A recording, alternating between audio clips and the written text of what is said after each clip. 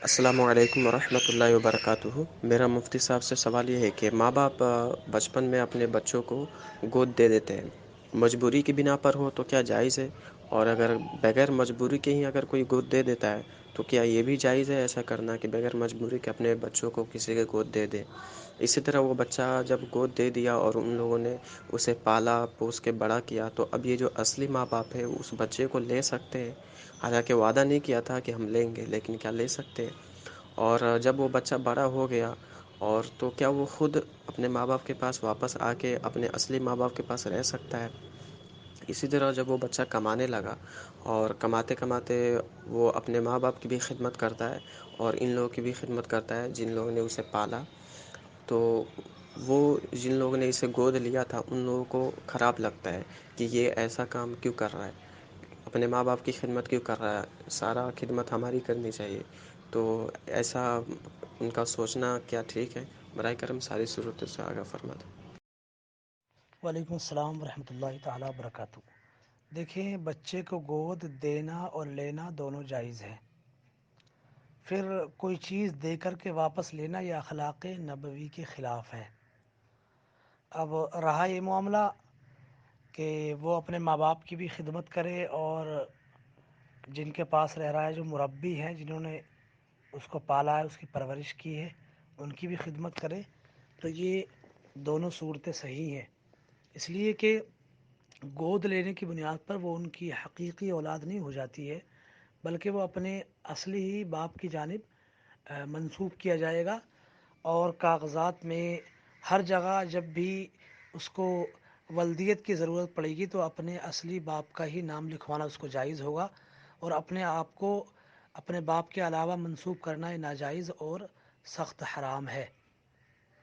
صراط الجنان فی تفسیر القرآن کے اندر یہی لکھا ہے کہ جب جب ضرورت ہوگی تو اپنے اصل باپ کا ہی نام وہ بتائے گا اور اسی کی جانب اس بچے کو منسوب کیا جائے گا۔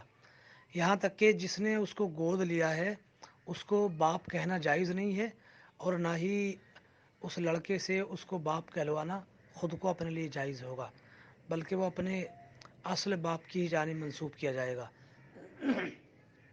اب چونکہ جب وہ اصل باپ ہے اور اصل ماں ہے تو ان کی خدمت بھی اس کے اوپر لازم ہے جب وہ کر رہا ہے، اور جو مربی ہے، جو پالنے والا ہے، تو ان کا بھی احسان ماننا ضروری ہے۔ چونکہ حضرت یوسف علیہ والسلام کو جس وقت جناب زلیخا نے ان کے نفس کو پھسلانے کی کوشش کی تھی، تو حضرت یوسف علیہ والسلام نے یہی کہا تھا کہ عزیز مصر نے مجھ کو اچھی جگہ رکھا اور میری دیکھ بھال کی، تو میں ان کی امانت میں خیانت کیسے کر سکتا ہوں؟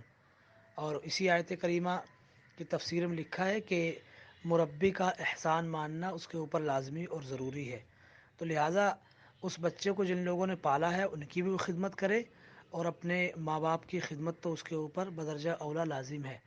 اور جو پالنے والے ہیں ان کو اس بات سے تکلیف نہیں ہونی چاہیے، ان کو خود سوچنا چاہیے کہ جن ماں باپ نے، جس ماں نے 9 مہینے اپنے پیٹ میں رکھا اور 2 سال تک خون جگر دودھ کی شکل میں اس کے منہ میں منتقل کیا، بھلا وہ اس کے احسان کو کیسے بھلا سکتا ہے؟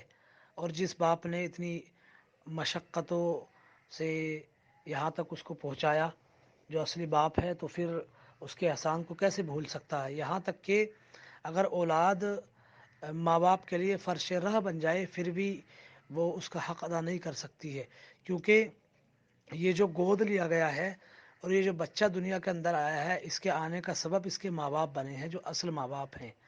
تو ان کو خود سوچنا چاہیے کہ جب وہ اصل ماں باپ ہیں تو پھر اگر وہ خدمت کر رہا ہے ان کی بھی، تو اس سے ان کو منع کرنے کا کوئی حق نہیں بنتا ہے۔ بس یہ ہے کہ وہ اپنے مربی کا بھی خیال کرے اور اپنے ماں باپ کی بھی خدمت کرتا رہے۔ واللہ تعالی عالم بالصواب۔